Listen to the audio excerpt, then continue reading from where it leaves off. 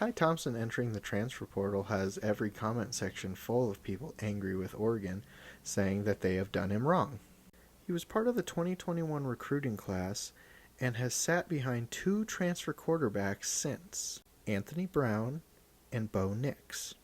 Coming out of high school, he was the highest recruited quarterback in Oregon history. This cat was a higher recruit than Dennis Dixon, Darren Thomas, Heisman-winning Marcus Mariota, and Justin Herbert. Coming into the 2021 season, Ty Thompson was a true freshman. Early in the offseason, Ty was competing for the starting job against Anthony Brown Jr., who was in his second year at Oregon and was a graduate transfer from Boston College. Oregon fans were calling for Ty Thompson to be the starting quarterback of 2021, but ultimately Mario Cristobal did go with Anthony Brown Jr. Anthony Brown did end the season with the most yards accounted for in the Pac-12, a feat that had not been done by an Oregon player since Marcus Mariota. Have a signature win against Ohio State that year. They then went on to lose to Stanford and Utah twice, and in these three losses it really landed on Anthony Brown's shoulders. Now, why am I painting this picture of this 2021 season? As with that kind of hype, there comes very big expectations. If he had been ready and he had been showing out, he would have been the starter that year. I say this because in 2016, Oregon started Justin Herbert as a true freshman. But here's the first thing that really goes against Ty Thompson. Mario Cristobal was really only good at developing offensive line and recruiting. He still has yet to show he can develop a quarterback in any sort of way. Quarterbacks under Mario Cristobal sat behind very nice offensive lines. The offense they ran was very stagnant and extremely predictable. Mario Cristobal's inability to develop a quarterback absolutely had an impact on Ty Thompson's career. But Mario Cristobal leaving to join the University of Miami, that had an even bigger impact on Ty's career.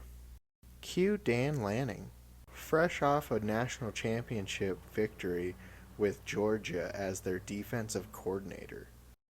Now has a new head coach, and if you're a football fan, then you typically know what that means.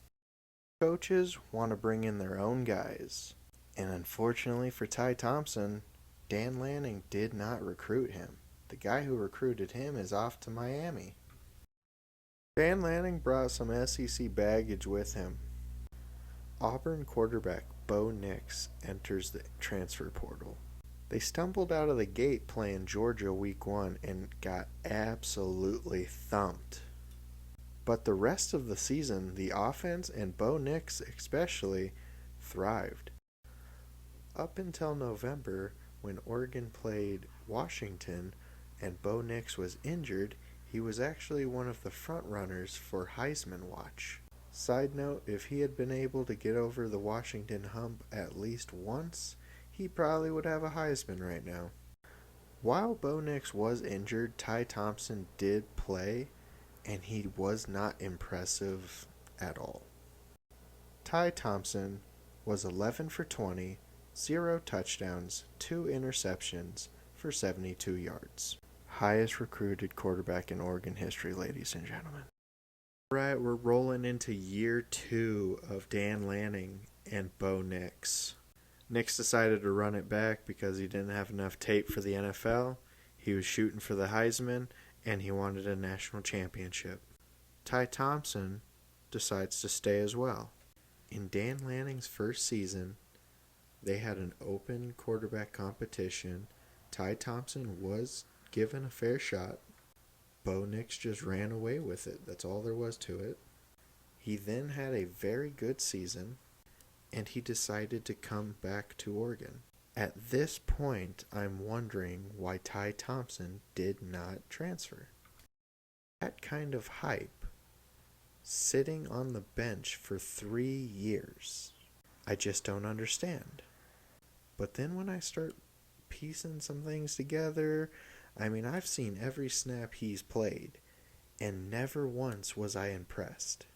There are busts. That's all there is to it. And at this point, there have been 2 busts that have come from Mario Cristobal. The linebacker Justin Flo, and now Ty Thompson. People can say Ty Thompson was not given a fair chance until their faces are blue. If he had been ready, if he had been good enough, he would have been playing.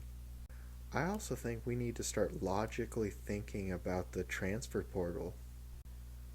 And Nick Saban warned about this the very first year the transfer portal became a thing. If a coach is able to take a quarterback who is 22 years old and is experienced in college football, they are going to take that over the 18 or 19-year-old coming out of high school that they have to develop and mold into a college quarterback. This does feel like one of the first tragic stories of the transfer portal era. The young man coming out of high school who just needs some time to develop gets passed over by the transfer quarterback simply because he is experienced in college football.